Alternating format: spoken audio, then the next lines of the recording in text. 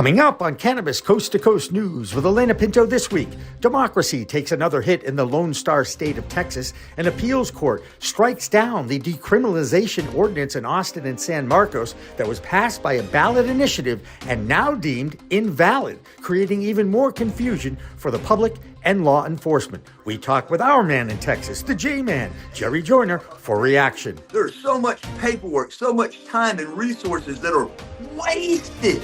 Now, I'm not talking about wasted by getting wasted. We're talking about wasted taxpayer dollars. Plus, last week, Kimmy from Oklahoma told us all about a new study on the effectiveness of cannabis on cancer treatment. And now there's even more attention to that recent analysis of over 10,000 studies. And the U.S. Attorney for Washington, D.C. comes down hard on a licensed medical dispensary doing business in the shadows of the Capitol and, according to the DOJ, is way too close to 4 Catholic schools in that neighborhood. Plus, Cheech and Chong return to the big screen with the release of a movie documentary on their incredible journey as America's weed divas, including an appearance on NBC's Today Show. And a review of 420 sales and what impact did falling on Easter Sunday this year due to sales around the country. All that and state reports from coast to coast on Cannabis Coast to Coast News with Elena Pinto next.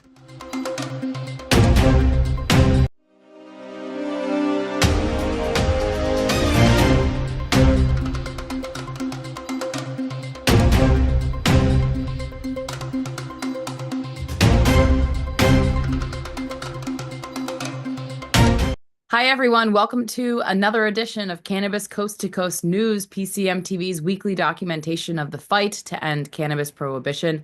I'm Elena Pinto.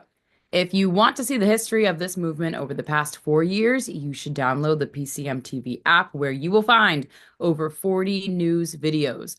All you have to do is scan the QR code or find it in the App Store or Google Play. Make sure you put a space between PCM and TV when you search. Our top story this week takes us back to the state of Texas, where the hemp market is king and the medical community continues to fight for its survival.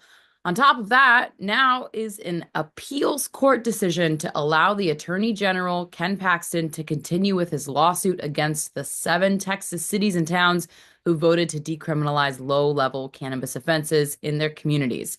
You've probably heard of 2 of these communities. It includes Dallas and the state capital of Austin. The leaders of the Lone Star State, Governor Greg Abbott, Lieutenant Governor Dan Patrick, and the Attorney General Ken Paxton, have all been outspoken about their goal of stopping local cities and towns in Texas from usurping state authority and decriminalizing cannabis possession at the ballot box. But this week, an appeals judge made it clear that this lawsuit may continue dealing with a major blow to the reform movement in that state. This decision once again invalidates voter initiatives to make change, delivering a gut punch to democracy. But needless to say, the mayor pro tem of Austin, Vanessa Fuentes, is disappointed. Here's what she said. This court ruling is a huge letdown. Austin voters made their voices loud and clear in 2022, and instead of respecting that, the state has chosen to ignore their will. A similar invalidation of a ballot box initiative happened in Colorado Springs, Colorado, where voters approved the opening of adult use sales in a town that already had 144 medical dispensaries. There, the city council tried to annul that result and call for a revote before a judge told the city council to cease and desist their plans for a special election. And now adult use stores are open in that Colorado city. But meanwhile, back in the Lone Star State of Texas, no one seems to understand what the new laws of the land are, causing for confusion in the courts and in law enforcement. PCM TV founder Jimmy Young talked with a rather outspoken Texas native named Jerry Joyner, who is known as the J-Man. Thanks, Elena. Well, we are continuing on with our coverage of our lead story this week. What is going on in the state of Texas, the Lone Star State, as it is known? And whenever we have a story or an issue in Texas, we like to connect with our friend from Weed and Whiskey. His name's Jerry Joyner. He's the J-Man. Jerry, thanks again for joining us on short notice. Thanks for having me on this morning, Jimmy. You know, here in Texas, we take pride in what we do, and it's very disturbing to a lot of people when the will of the people has spoken and the politicians decide that, well, they know better than the will of the people. Now, Jimmy, we're here in Texas. We kind of like our own country also, but it's not just us. Let's look at Ohio. Governor DeWine Yep. recently said, wait, even though 60% of the people wanted to do this, to grow this many plants, I think we know better than that and change that. And we're seeing that in multiple other states. So the question we pose is why? And I don't know why. And you know what? You've got a trio of politicians, elected officials. You got your governor, your lieutenant governor, and your attorney general, all working against the will of the people right now. Right? Well, Jimmy, if you talk to law enforcement, they'll tell you they're not looking to pop somebody for having a couple of joints or an eighth or a bag of weed. There's so much paperwork, so much time and resources that are wasted. Now, I'm not talking about wasted by getting wasted. We're talking about wasted taxpayer dollars. Because and so why, if the law enforcement people on the street, the officers say, yeah, man, I don't know, I don't want to get in trouble with my job, but man, that's not really what we're doing. And with 80% of Americans in favor of legalization for adult use, well, there's more people than ever have cannabis, hemp, marijuana, whatever you want to call it, the cannabis sativa L plant and the derivatives from that, whether it's a drink, a gummy, or flower. It's in a lot of places now, meaning that people want this. If the dollars weren't being spent legally, both in the regulated marijuana space and now in this hemp space. Here in Texas, $5 billion plus. That's a pretty hefty amount of money. And so is this political posturing for the next spot? Our attorney general, he wants to be a senator now. He's going up against John Cornyn, and we got Dan Patrick. But J-Man's mind, and I got something called weed and whiskey.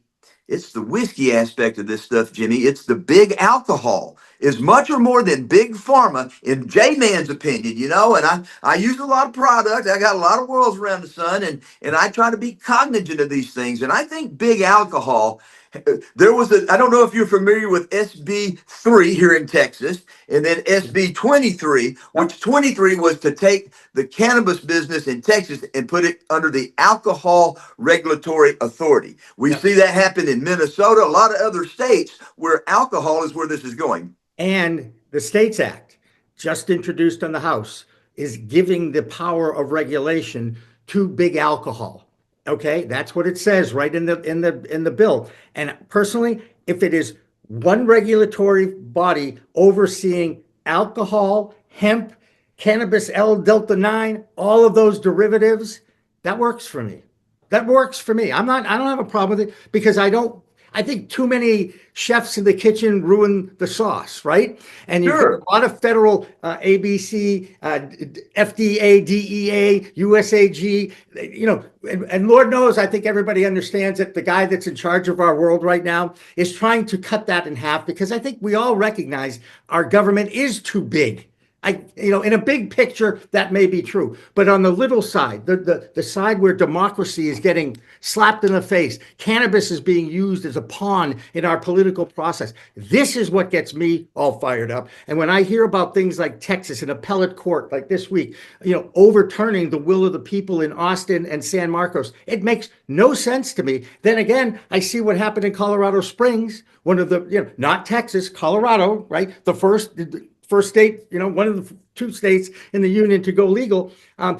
Colorado Springs voters voted it in. The city council said, oh, no, hold on a second. We're going to have a special vote. This doesn't count because the question was written wrong. And you've heard that same argument in Florida, in Nebraska, in any place where lawyers, politicians get involved and want to spin results of what is basic democracy. It's a ballot question. Well, Jimmy, you're an old press guy. I'm kind of new into the press game, but could you just imagine the politicians thinking, I need some press? oh, well, I'll go against the will of the people where my name will get in the paper for free. I don't have to buy as many advertising. Little college town called Denton, music capital of Texas, trying to get to be ahead of Austin, right? The citizens said, hey, we're all for decriminalization.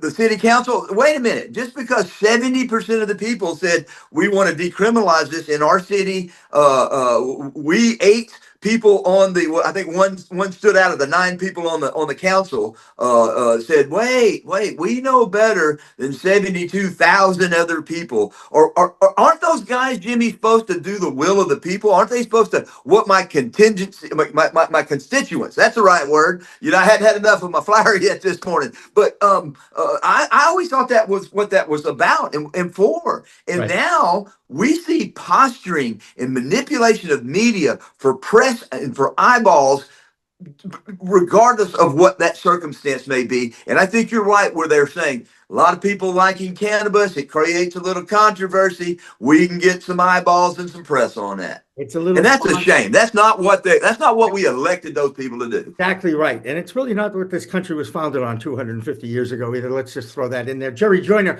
from Texas, the J-Man. I know I can always go to you now and get good insight on what the heck is going on with the Lone Star State. Thanks again for joining us.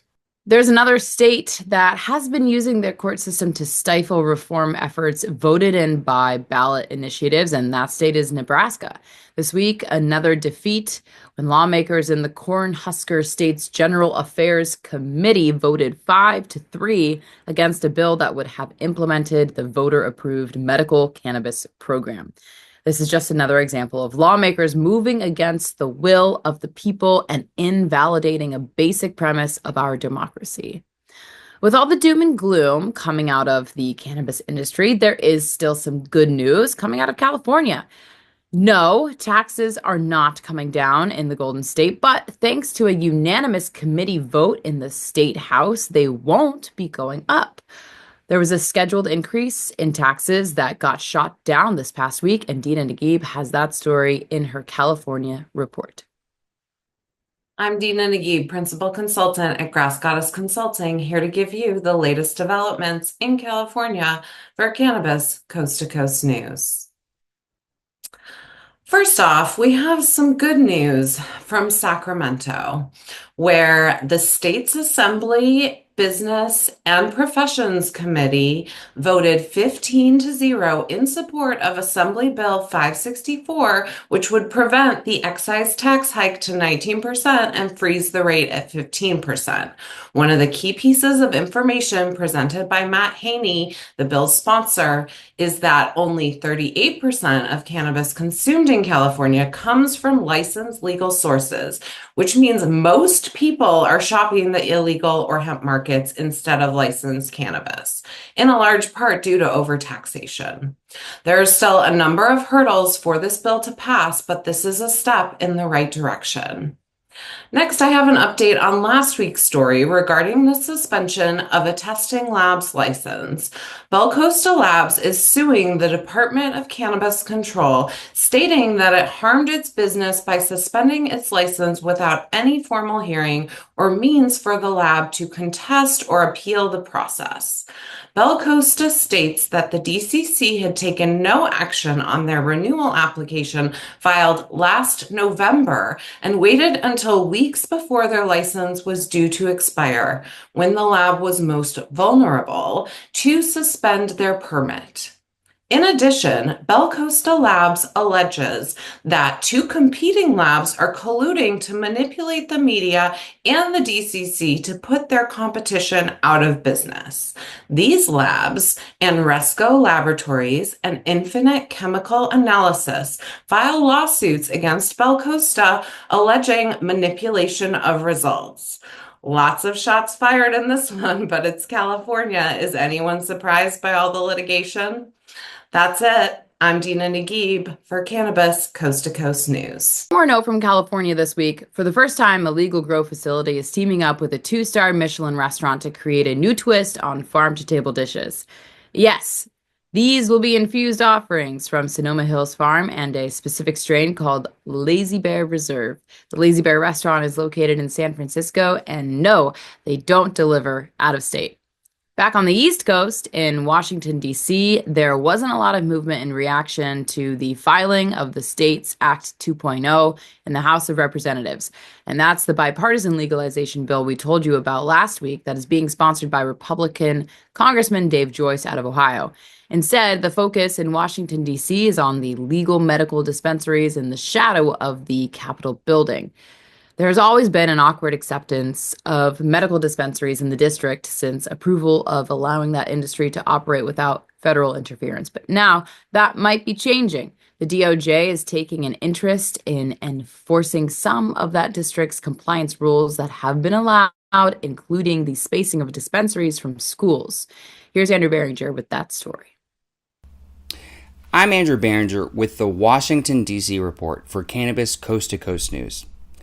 Federal crackdown looms for a D.C. cannabis dispensary. Recently, a medical cannabis dispensary in Washington, D.C. has received a stern warning from the federal authorities, potentially signaling a shift in cannabis enforcement under the current Trump administration.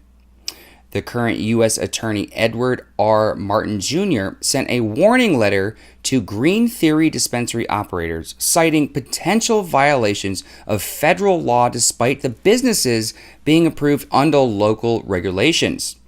The central issue, Green Theory's proximity to 5 schools, including Our Lady of Victory Catholic School and the Lab School. Federal law prohibits cannabis businesses within 1,000 feet of schools, with enhanced penalties possible for violations. The situation highlights the ongoing tension between federal and local cannabis laws. While DC's regulations only prohibit dispensaries within 300 feet of schools, with exceptions for commercially zoned areas, federal standards are much stricter.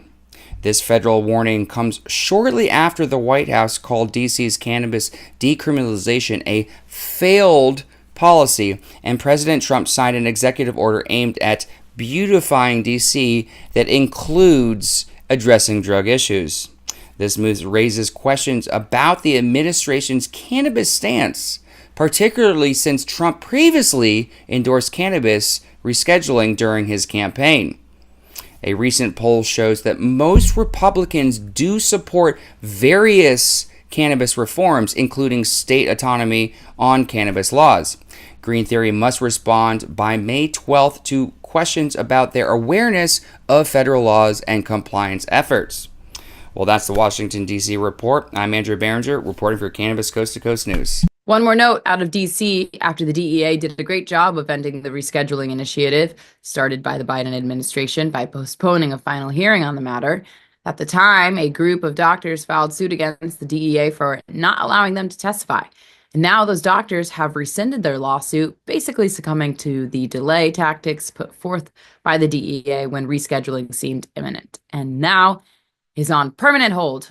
Another example of cannabis being used as a political tool is going on in Arizona. Here's Karen Black with that story. I'm Karen Black from Green Finger Consulting with the Arizona Cannabis Report for Cannabis Coast to Coast News. Did insider access lead to a late-issued license? One cannabis company thinks so. Arizona Wellness Center Springerville LLC filed a lawsuit in Maricopa County Superior Court against Governor Katie Hobbs, her chief of staff, and state health officials. The suit alleges they improperly helped Trulieve secure a marijuana establishment license after the legal deadline. The company claims the governor's aide coordinated with the Trulieve lobbyists to push through the license for Trulieve's subsidiary, Sherry Dunn LLC, despite previous court orders barring late approvals.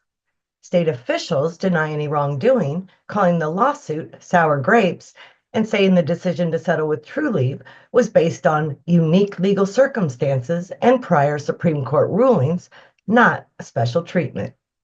Stay tuned to see how this shakes out. And the crackdown begins.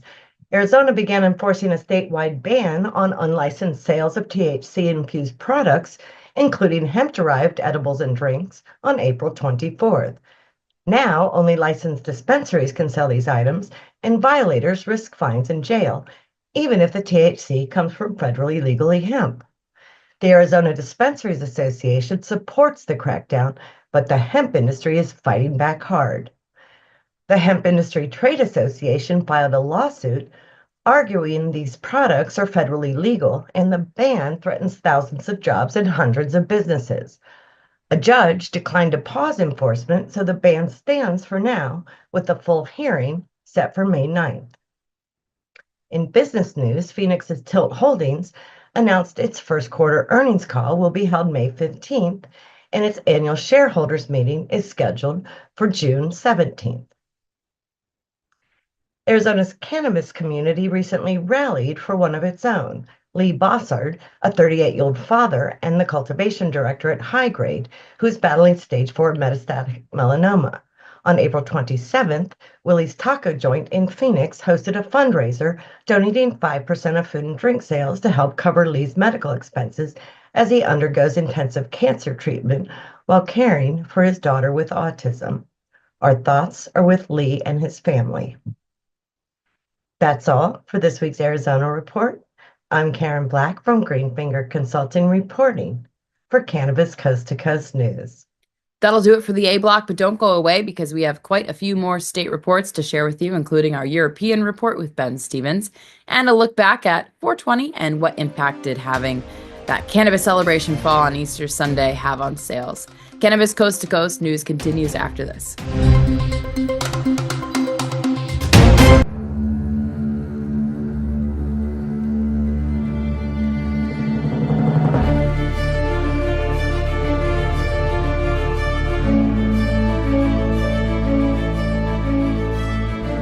What if we're right?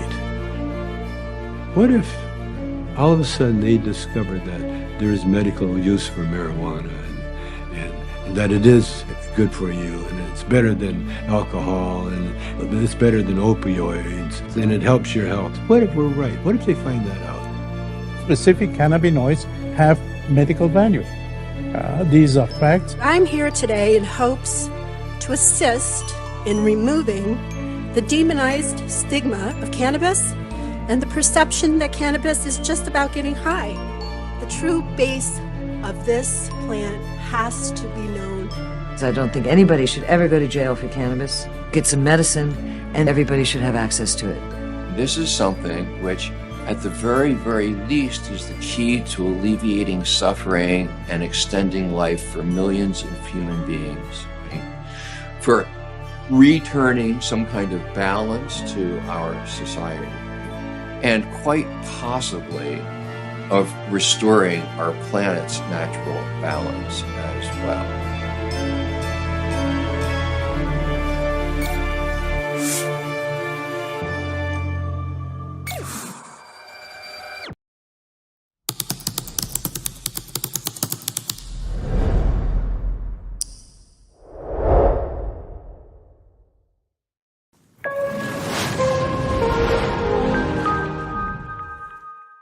Hi, everyone. Welcome back to Cannabis Coast to Coast News. This is the B Block, and I am Elena Pinto. The country of Slovenia has introduced a bill paving the way for a medicinal cannabis industry to open up. There were 2 successful referendums in that country that were pro-cannabis last year, and now there is enough political support to move forward. The bill would legalize the use of cannabis extracts, plants, and rosin for medical and research purposes. The Ministry of Health would be overseeing the research efforts, while the Public Agency for Medicines and Medical Devices would be responsible for the regulations for production and distribution. That's not the only story, though, coming out of Europe this week, and this next one concerns the country of Israel. The proposed tariffs there on Canadian imported cannabis and how this could impact Canadian exports and Israeli imports. With that story, here's Ben Stevens. I'm Ben Stevens, the editor of Business of Cannabis, with this week's European Cannabis Report for Cannabis Coast to Coast News. Israel's cannabis industry is now locked in a heated and highly divisive debate over a proposed 165% tariff on Canadian cannabis imports. Products that make up a significant portion of what medical cannabis patients in the country rely on. Last year alone, Israel imported 24.5 tons of cannabis, making it one of the largest importers in the world, with around 80% of that coming from Canada. Despite strong domestic production capacity, about 1/3 of products on the market are still imported. The Ministry of Economy, led by Nir Barkat, announced plans to move forward with the tax earlier this month, following accusations that Canadian producers have been dumping products into the Israeli market at unfairly low prices. That announcement has thrown the industry into turmoil. Supporters of the tax, including Manufacturers Association, the Cannabis Farmers Forum, argue that the influx of cheap Canadian cannabis is damaging the local industry and pushing Israeli growers towards bankruptcy. They also claim that this imported flower is often surplus from Canada's recreational market and was never intended for medical use. The backlash has also been fierce. The Ministry of Health and the Competition Authority, alongside pro-import businesses who strongly rely on Canadian imports, have come out in force against the tax. They argue it will raise prices significantly, some suggesting up to 3 times as much as the current cost, and force patients back to the black market, potentially collapsing the medical cannabis supply chain in the country. The decision last week landed on Finance Minister Smotrich's desk, and he issued a veto, citing a lack of time for proper review during the Passover holiday. However, Barkat has come back and said that he does not recognise this veto as it wasn't properly justified, and insists the process should still move forward. With both ministers at odds, the issue now sits in a political grey zone. The future of the tax, and indeed the shape of Israel's cannabis market, hangs in the balance. That's all from me this week. I'm Ben Stevens with Business of Cannabis, with reporting for Cannabis Coast to Coast News. Next up is Virginia and Joe Parsons. He has a salute to our Michigan correspondent Amy Carter's editorial last week in response to Robert F. Kennedy Jr.'s remarks on autism. Here's Joe. I'm Joe Parsons with the Virginia Cannabis Connection by Higher Education's Coffee Talk, sponsored by 97.5 3WV and reporting for Cannabis Coast to Coast News. I would like to first thank PCM's own Amy Carter for her amazing editorial from last week. As a person who has worked professionally with many children living with ASD, her message was powerful and really speaks volumes for the people with the love and compassion to fully understand that autism is not a curse and something that we should embrace. While we may never know the true origins of ASD, we need to keep working and researching to give children and adults alike the tools that they need and deserve to be the best that they can be now and in the future. For years, cannabis has been used as a political tool, and we've been told for over 50 years that cannabis has no real medical value and that it is highly addictive, harmful, and leads to other drugs. In recent years, however, many research studies have concluded that yes, indeed, cannabis is not the demon drug that it has been known to be and has many positive medical properties and uses. I should know. Last week, just as Robert F. Kennedy Jr. said his questionable remarks, a new study was presented to the 2025 European Congress of Psychiatry in Madrid, Spain. The study concluded that while more research was still needed, they have enough evidence to, quote, support the potential consideration of CBD cannabis extracts in ASD treatment plans, end quote. The study was on children between the ages of 5 and 21 with a mean age of 10 and a half.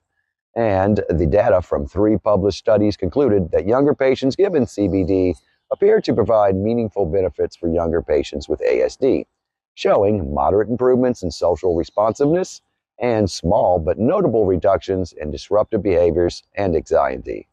These positive results, along with no notable adverse side effects, are more proof of the amazing healing powers of cannabis, and more reason to leave ASD policies to actual doctors and scientists instead of lawyers. I will continue to update this story as it develops. Well, that's going to do it for this week's Higher Education's Coffee Talk, sponsored by 97.5 3WV in Charlottesville, and always reporting for Cannabis Coast to Coast News. I'm Joe Parsons. Until next time, stay lifted. I'm Xavier Jaillet, chair of the Colorado chapter of the Cannabis Chamber of Commerce and an attorney at McDonald Hopkins Law Firm. And here's what's happening in Colorado cannabis news this week. Just about 2 weeks ago, stores in Colorado Springs that were previously just medical cannabis stores were allowed to begin adult use sales. On April 15th, over 22 stores in Colorado Springs began offering cannabis and marijuana products to adults over the age of 21. This is a remarkable development for a jurisdiction that has for a long time stayed medical only since Colorado passed adult use cannabis in 2014, so it's been just over 11 years. And this is just in time for 420 sales here in 2025. Now, store owners are reporting a initial immense growth and interest in their products, with sales ticking upwards from where they had been in previous years, as there have been long complaints of medical-only sales continuously dwindling in Colorado Springs. Now, this marks a continued expansion of adult use access here in Colorado, and is a sure sign of many other jurisdictions that have been holdouts to the adult use industry, to eventually, of course, switching sides. Now, Colorado Springs, many listeners will know, has had a rocky rollout, with voters initially approving adult use sales of cannabis in the November election, and then Colorado Springs Council city members attempting to reissue that vote to residents of the city, claiming that they had perhaps been duped by ambiguous or confusing language in the initial ballot. A Colorado judge blocked that attempt, and adult use sales proceeded as voters authorized in November on April 15th. That's it for Colorado Cannabis News this week. My name is Xavier Jaillet for Cannabis Coast to Coast News. Last week, Kimmy Cannabis in Oklahoma shared a story about a research study that analyzed over 10,000 results from other studies looking at the impact of cannabis as a treatment for cancer. That study was picked up by hundreds of thousands of periodicals who shared the news that many in the industry have known for years. Cannabis can have a huge positive impact on cancer treatments and even the prevention of that horrible disease. The study was published in the journal Frontiers in Oncology, and the results were powerful. The Chopra Foundation in New York and the Whole Health Oncology Institute in Hawaii reviewed data from over 10,000 existing peer-reviewed studies. They concluded that, quote, across all categories examined, health metrics, cancer treatments, and cancer dynamics, there is a consistent consensus that supports the potential of medical cannabis. In medical practice, the strong support for cannabis as a palliative adjunct to cancer treatments offers healthcare providers a data-driven foundation to consider cannabis as part of a comprehensive cancer care strategy. End quote. If you ever wanted to know what are some of the rules, regulations, and compliance challenges in Oklahoma, Kimmy has a great rundown this week. I am Kimmy Cannabis from Can I Talk About It, and this is your Oklahoma Cannabis Report for Cannabis Coast to Coast News. Every state does cannabis differently, and Oklahoma is no exception. Here's what makes our medical program stand out. Patients can carry up to 3 ounces of cannabis on them, grow 6 mature plants and 6 seedlings at home, and keep up to 8 ounces stored. They're also allowed 1 ounce of concentrates and 72 ounces of edibles in the residence. Caregivers, they can hold these same amounts and have up to 5 patients, but they can't consume unless they have their own license. Adult patients get 1 caregiver, and minors can have up to 2. Good news for visitors: if you have a valid medical card from another state, you can apply for a temporary Oklahoma license. If not, Delta 8 products are everywhere, legal but completely unregulated. And yes, even available at gas stations. Cannabis use is allowed anywhere cigarette smoking is permitted. Bars, patios, you name it, as long as the business owner says yes. While standalone lounges have struggled to survive, cannabis-friendly coffee shops are booming, hosting events like Puff and Paint Nights, Cannabis Yoga, and more. Quick heads up, if you own a dispensary, you can't run a lounge at the same location. It must have a separate address and entrance. And big news, Oklahoma just held its first psychedelic conference, packed with education and major support from the cannabis community. Seeing this makes me know we are definitely in for exciting times ahead. That's it for your Oklahoma cannabis update for Cannabis Coast to Coast News. Peace, love, and all that good stuff. Before you complain about your state's regulations, consider what has been going on in Alabama, where they are still trying to figure out who's in charge, what the regulations will be, and how the medical-only program will work. Think about it. In 2021, Alabama became the 36th state to decriminalize cannabis while starting its medical program. 4 years later, not one dispensary is open, not one patient has been certified, and they are still arresting their citizens for possession crimes. Multiple lawsuits, finger pointing, and many delay tactics have completely stifled the launch of the program, and now it will be late this year or even 2026 when Alabama opens its first medical dispensary. Other states are just moving along, making changes when necessary. Case in point is Maryland, where their governor, Wes Moore, is one of the more proactive proponents of cannabis reform. Here's Christopher Bright with more from his state. Hey, I'm Christopher Bright from the Enlightened Voice. Welcome to Cannabis Coast to Coast News. I'll be bringing you the latest cannabis headlines from Maryland. Maryland Governor Wes Moore has signed several cannabis bills into law, bringing significant updates to state policies. One bill shields records of pardoned low-level marijuana convictions from public view and expands expungement eligibility. Governor Moore said this is about common sense, helping neighbors move forward without a wall of paperwork blocking jobs and housing. Consumption lounges. Another bill clarifies rules on the on-site cannabis lounges, launches a second licensing lottery with up to 120 new dispensary licenses, and allows for lounges to operate as food facilities. It also extends medical cannabis delivery to July 2026. A third bill legalizes homemade marijuana edibles and concentrates for personal use while reducing penalties for high-volume possession from a felony to a misdemeanor. Liz Busnett of the Last Prisoner Project hailed the expungement reform as a crucial step in addressing decades of cannabis criminalization harms. These laws aim to support Maryland's strength and communities. And now we have our content creator of the week. I would like to shine a spotlight on Elliot, or as most know him, Lord Baltimore. Elliot embodies the essence of high-functioning stoner and smashes every stereotype of laziness. From his podcast, Let's Talk About It, to his mastery in jiu-jitsu, and even completing a 32-mile marathon, he inspires us to push beyond our limits even as stoners. Please be sure to check out his podcast on Spotify and follow him on his IG at Lord Baltimore. And that's this week's Maryland's Cannabis Report. I'm Christopher Bright from the Enlightened Voice, reporting for Cannabis Coast to Coast News. Next up, it's Doug Miller's turn to take a look at the publicly traded stocks in cannabis, and this week he takes a look at Tilray.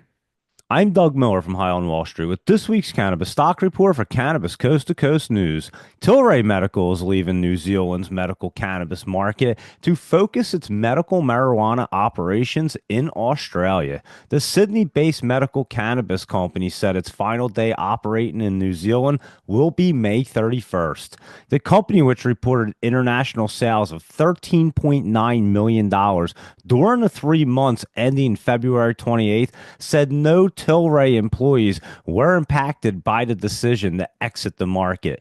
Let's see how Tilray's stock chart looks. It's trading around 49 cents and appears it wants to become more bullish after it's been in this bearish trend. So be sure to trade smart and lock in those profits. And that's this week's Cannabis Stock Report. Reporting for Cannabis Coast to Coast News, I'm Doug Miller. That'll do it for the B Block. We have more coming up on Cannabis Coast to Coast News, including that report on 420 sales, and two of the most famous cannabis advocates are back on the big screen. It's Cheech and Chong, and they are making the publicity rounds for their new movie called Last Movie. More of Cannabis Coast to Coast News coming up after this.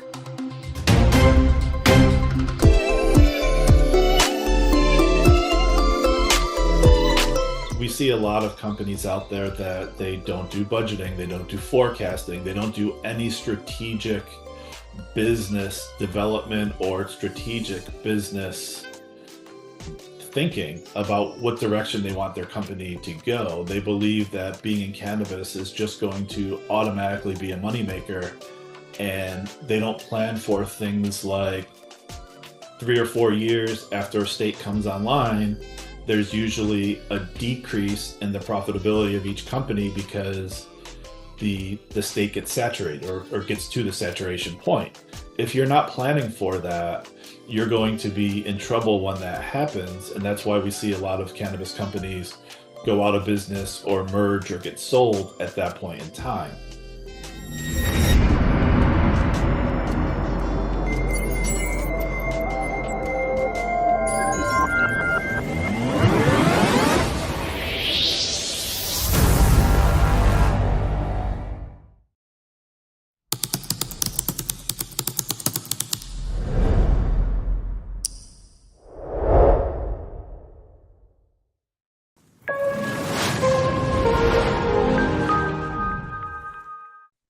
Hi, everyone. Welcome back to Cannabis Coast to Coast. This is the C block or final section of our weekly news show. I'm Elena Pinto. Since this is the C block, it's the last time this week. I'm going to ask you to download our PCM TV app from Google Play. I'm just going to keep going, or the App Store.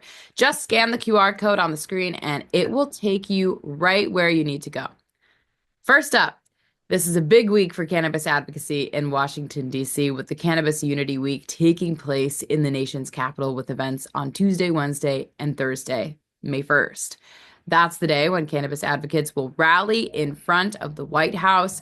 It's all organized by the Last Prisoner Project, but every major lobbying group and cannabis advocacy groups will be taking part, including the NCIA, the MPP, the Parabola Center, Normal, ICIA, and many more. Last year was a success in that it brought attention to the promises and hopes that were dashed when President Biden just couldn't finish the initiative he started late in his presidency. This year, the target will be the new president, Donald Trump, who, while he promised reform in the campaign trail and his support of the failed adult use initiative in Florida, the White House has been silent so far on any reform initiatives while filing federal leadership positions with prohibitionists. At the same time as Unity Week in DC, other pro-cannabis activities are happening on the East Coast. One of the most impactful and popular conferences is MJ Unpacked. It's coming to Atlantic City, New Jersey for 3 days of meetings, conferences, and networking with accredited investors and entrepreneurs. PCM TV founder Jimmy Young will be there and collecting interviews for a very special Cannabis Coast to Coast news report that will be published next week. When Jimmy talked with MJ Unpacked founder and organizer George Jage, he asked him about what makes his conference different from others. So the one thing that we're doing first is we're kind of balancing our conference program. We usually, in the past, we've kind of done a full day of programming day one, a half day, day two, and none on day three, kind of figuring people want to move to the exhibit hall floor. But we're doing a half day in the afternoon on day one, morning. So it's kind of more balanced for the conference program. The last day, we're actually opening the event up to bud tenders and staff at licensed operators. As you know, you have to be a licensed operator with the title of manager or higher to attend MJ Unpacked, or an accredited investor actively investing in this space, or a research scientist doing something meaningful in cannabis. And that's to kind of create a very curated, elevated audience. So last day, we want to bring those bud tenders in. This is a huge opportunity for brands to engage with the bud tenders, which they love doing. It's an opportunity for the bud tenders to come, learn more about those brands, and also the products and technology that's driving the industry forward. These are the future managers and possibly entrepreneurs in our industry. Here in Massachusetts, if you extend the holiday to the 2 days before Sunday, the state did $14 million in sales, and that's according to Lit Alerts. As explained in Chris Ferrone's Talking Joints memo, on Friday, April 18th, just over $5 million was sold, followed by $5 million on Saturday. On 4/20 and Easter Sunday, sales went down to just over $4 million for the day. So it means total sales over 3 days surpassed the numbers for past 4/20s in the Bay State, where in 2024, there was $8 million in sales on that one day and $7.2 million in 2023. But again, that was just for a single day, so not the whole 3 days. But here's the best news for the industry. 420 won't fall on Easter Sunday again until the year 2087. So you think cannabis will be totally legalized by then? We can only hope. Now let's check in with Marianne Corsaggi in Oregon to see how Alibi did in sales. I'm Marianne from Alibi with the Oregon Cannabis Report for Cannabis Coast to Coast News. 420 was only a week ago, and we are almost recovered. It was a big day for Alibi. OG Empire hosted the annual OG Invitational Competition. It was a competition set up with blind judging for top flower from around the state. Judges compared only the flower and the experience. There was no information provided about the cultivars, the growing method, or anything else. The judges awarded the top spot to Alibi for our Gary Poppins. The second award was the People's Choice Award. Pre-roll samples were provided to attendees, and they got to vote which variety was their favorite. Attendees overwhelmingly voted Alibi's Durban Poison as the best. It was the clean sweep for Alibi amongst a crowded room at the OG Invitational. I'm Marianne from Alibi for the Oregon Cannabis Report for Cannabis Coast to Coast News.